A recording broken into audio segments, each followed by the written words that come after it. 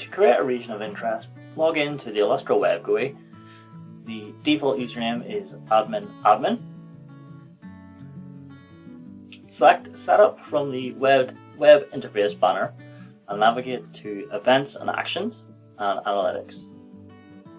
Here you can see you can set up to 5 regions of interest. To create a region of interest, select the Edit icon. Here you get a pop-up informing you to click and drag and create your region of interest on the camera view. So here if we select the car, next we need to add a name for our region of interest. This can be locational or some more specific.